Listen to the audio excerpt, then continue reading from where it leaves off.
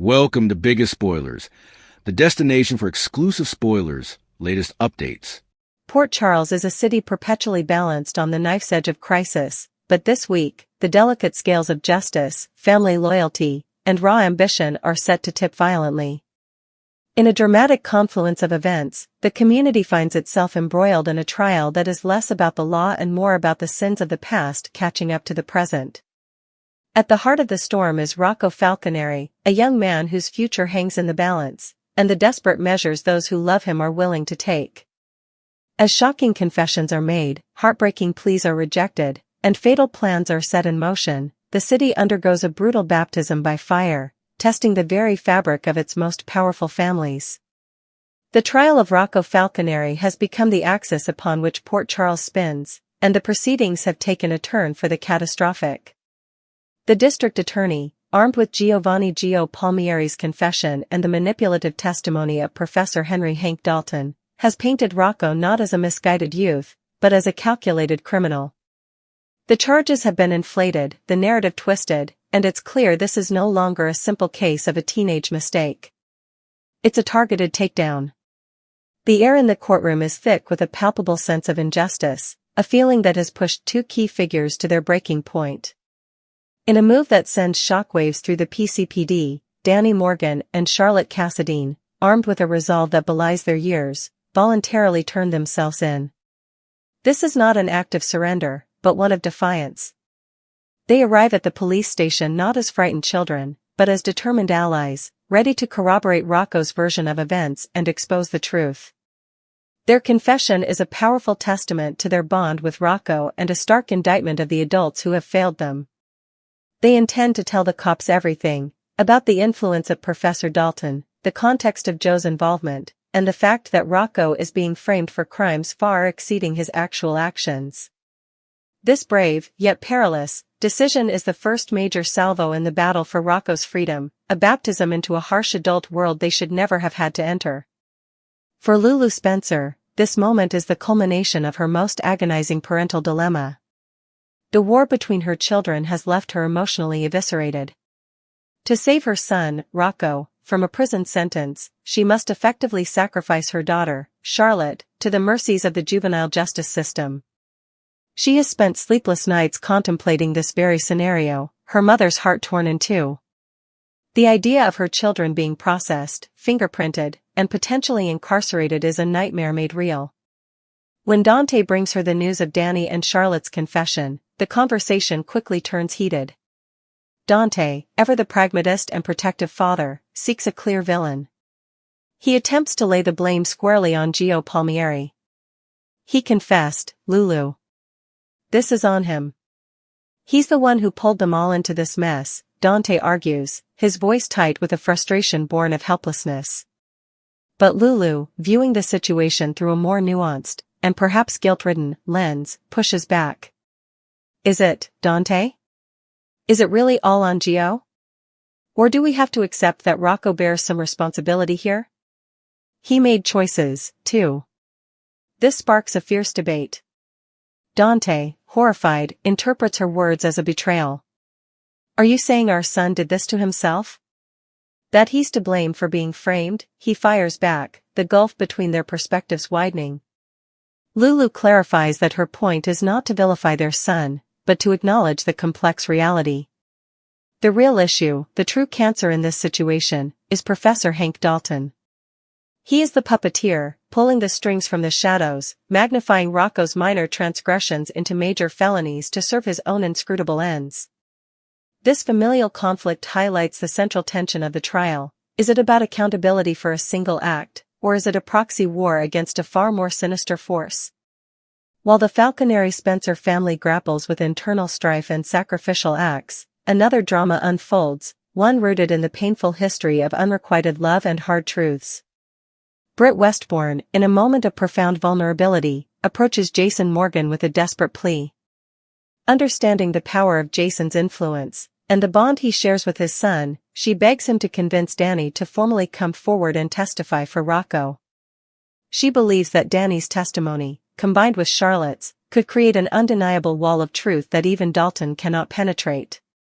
What she receives from the stoic enforcer is not the immediate agreement she hopes for, but a rejection that feels like a physical blow. Jason Morgan, a man of few words but unwavering principle, is forced to turn her down. In a scene laden with unspoken history and regret, Jason offers a heartfelt apology, but his stance remains firm. "Britt, I'd do anything for you. You have to know that. But not this. Not this one thing," he admits, his voice low and resolute. His reasoning is rooted in a different kind of paternal instinct. While Lulu is willing to sacrifice one child for another, Jason is determined to protect his son from the system entirely. He believes Danny, by keeping a measured distance, can remain an asset rather than becoming a pawn. In Jason's world, once you voluntarily step into the spotlight of the PCPD, you surrender all control.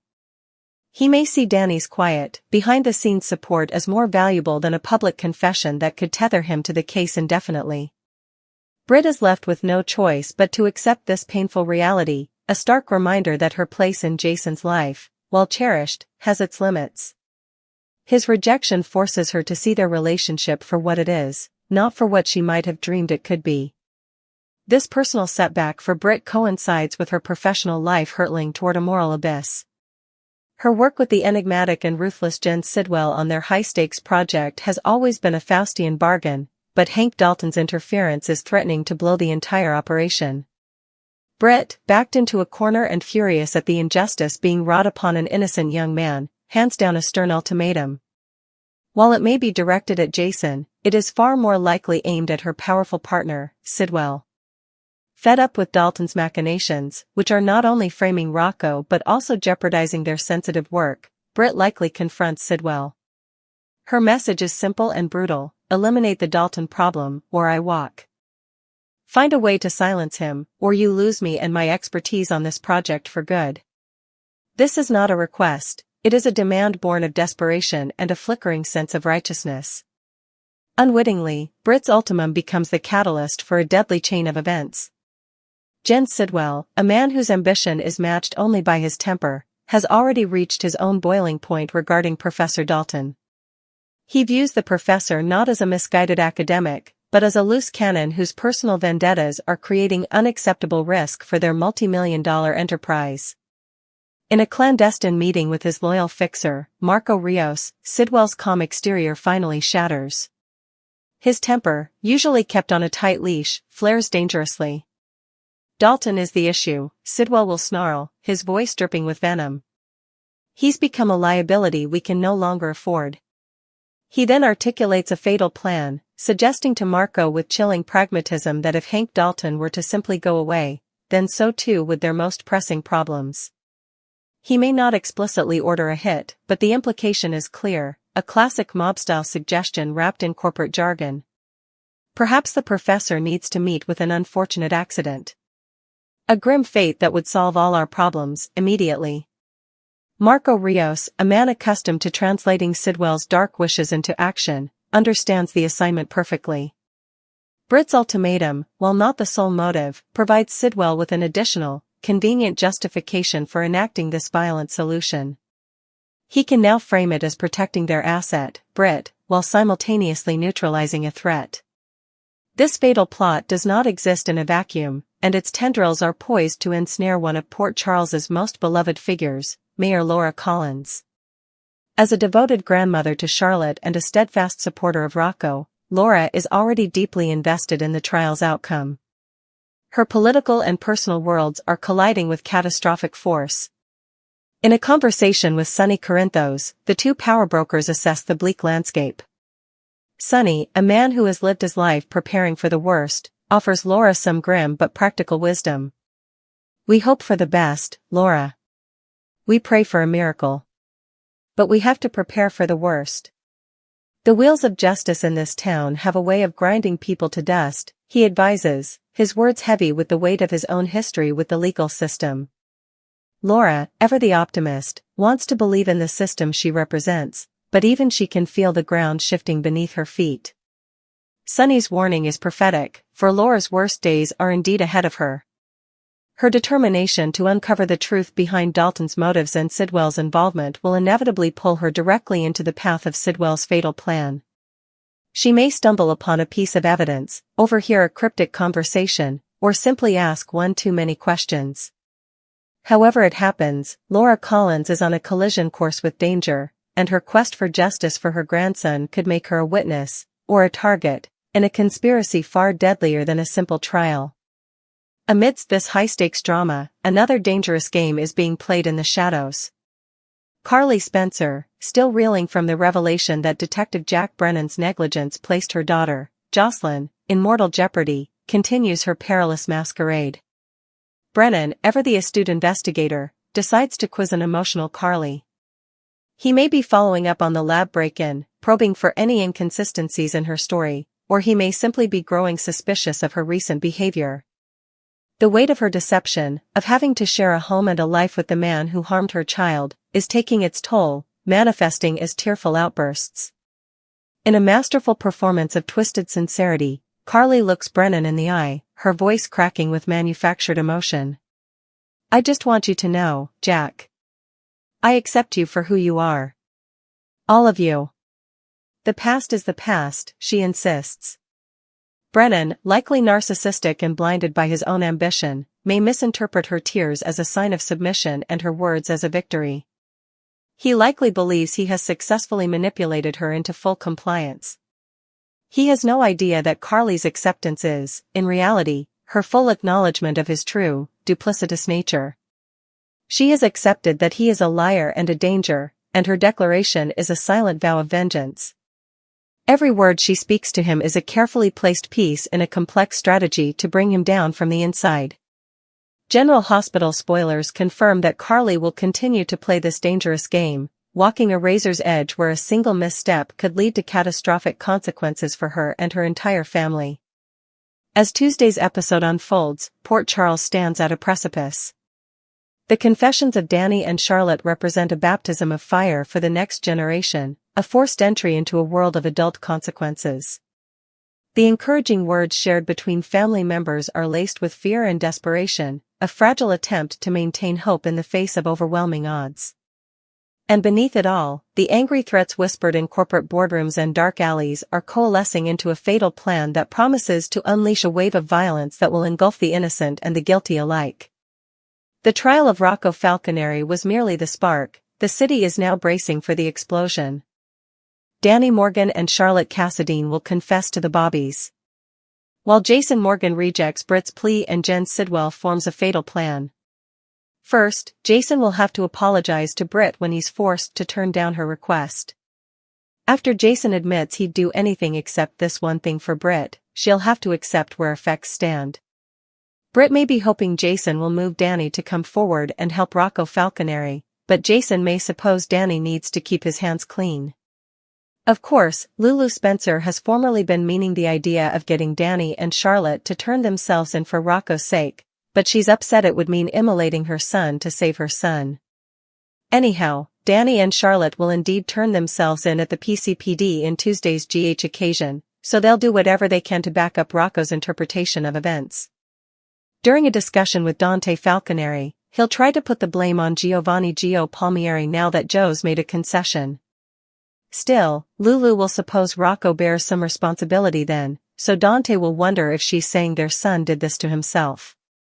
Lulu may argue that Professor Henry Hank Dalton is the real issue then since he's framing Rocco for far worse crimes than he committed. Sidwell will suppose Dalton is the issue as well and will supposedly suggest to Marco Rios that if Dalton goes down, also so to their problems.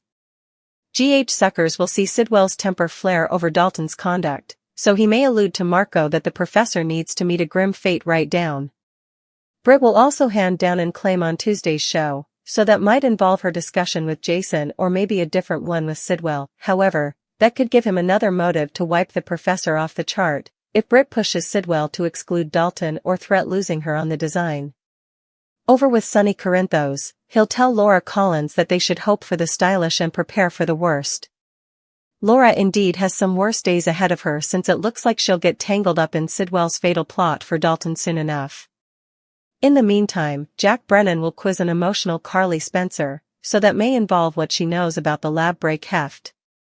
Brennan might also get a bit suspicious of Carly's jest recently, but she'll tearfully contend that she accepts him for who he is. Naturally, Carly will really mean that she's accepted Brennan is a fabricator who put Jocelyn Jacks in jeopardy, but Brennan may suppose her acceptance of him is a good thing at this point. General Hospital spoilers say Carly will keep playing a dangerous game with Brennan, so stick with us for further updates on all her tricks. Laura Collins slighted and intimately hovered Professor Henry Hank Dalton while Rick Lansing refocused Alexis Davis toward a suspect. At the gallery, Trina Robinson told Kai Taylor she wanted to confess to Curtis Ashford and Portia Robinson that they were at Drew Kane's place the night of the firing. Trina allowed that if they came clean about the blackmail material being gone, the strain between Portia and Curtis would go down, too. Kai felt there may be other reasons for the strain and got Trina to see that Portia did have an alibi. However, Kai suggested that Curtis and Portia might make a concession of their own, if Trina came clean. Kai wondered if that was a verity that Trina really wanted to know. At the courthouse, Sonny Corinthos conferred with Rick about Rocco Falconeri's failed deal before demanding answers from ADA Justine Turner, who twice crossed his grandson. Justine claimed she entered new substantiation after the deal was struck and couldn't ignore it, but Sonny argued that Dalton was framing Rocco. Sonny also considered the idea that Justine was using the situation to profit her career. Although Justine had to do her job, she told Sonny that the substantiation would be delved and that the jury might be more sympathetic to Rocco than Dalton. In Alexis' office, Felicia Scorpio talked to her about Portia having access to the gun since she preliminarily visited Monica Quartermain a couple of times a week to give updates from GH. Alexis conceded that she wasn't trying to prove Portia's guilt, she just demanded to widen the suspect pool and produce reasonable mistrustfulness in Willow Tate's case. Subsequently, Rick showed up to contend that Danny Morgan and Charlotte Cassadine demanded to come forward to help Rocco, but Alexis was nervous about the trouble that'd bring for her grandson. Rick mentioned enhancing the deal for Alexis and delivered another suspect in Drew's firing. Once Rick admitted it was Portia, he suggested he could give Alexis several reasons why Portia might have pulled the detector. At GH, Portia looked at her sonogram before Curtis entered. After Portia stressed the significance of staying to tell anyone about the gestation, Curtis confessed that Stella Henry figured it out. Stella was lodging against the divorce, so Portia hoped he wasn't about to suggest they should stick together for the baby's sake when she'd just seen him kissing Jordan Ashford. Curtis was sorry Portia witnessed that, but he still felt they could step up as co-parents for the baby's sake. When Curtis caught a regard of the sonogram and asked if he could keep it, Portia let him take it with him. Curtis got emotional over the baby outside Portia's office while she nervously kept the maternity riddle to herself. At Bobby's, Lulu Spencer gave Carly Spencer the bad news about Rocco's hail and all the false allegations that had led to Rocco's felony charges. Lulu knew that if Charlotte Cassadine and Danny Morgan came forward, it might help bolster Rocco's story. Still, Lulu was cautious of making trouble for Danny and Charlotte on top of everything differently. Carly knew captivity could change Rocco ever, so Lulu apologized over how effects went down with Michael Corinthos in the history and upset about how important Rocco had to lose. Back at the sanitarium, Britt Westbourne brazened Emma Scorpio Drake about getting Rocco to steal the crucial fob and criticized her for getting him arrested. After Britt assumed Rocco had been putting on an act, Emma claimed he authentically liked her. Emma also revealed that she told Rocco to get to know Britt for himself, but the jury was still out on whether Britt had changed or not. Although Emma was sorry for Rocco's mess, Britt knew from particular experience that occasionally unreason wasn't good enough and you had to live with your miscalculations. Meanwhile, Gio came clean to Brooklyn Quartermain and Dante Falconeri about his part in retaining the teens as a distraction. Gio refocused out that the plan was called off after Ned Quartermain's heart attack, but Rocco and the others went ahead with it anyway. Dante fumed over Rocco paying the price, but Emma popped up and tried to take the blame. That only added to Dante's wrathfulness since he assumed Gio offered his family while trying to impress a girl. Dante eventually ordered Gio to get out of his face before he said or did commodity he'd lament. So Gio indeed walked down. Brooke Lynn looked distrait over the whole situation as Dante continued to seethe. As for Laura, she entered the voting area and spoke to Elizabeth Baldwin as well as Nathan West about Dalton framing Rocco, since he no way said anything about vandalization ahead. Dalton ultimately entered and started writing Laura about how delicate it'd be to cover Rocco after losing the election. As Dalton pushed Laura's buttons regarding Rocco and Sonny, she flew into a rage and snapped about him being a fabricator. Others gathered around and used their phones to retake Laura's outburst, which included giving Dalton a poke across the face. Laura declared that Dalton was trying to frame Rocco for a crime he didn't commit and promised that would not end well for him. General Hospital spoilers say Laura may lament intimately hanging Dalton soon enough, so stay tuned.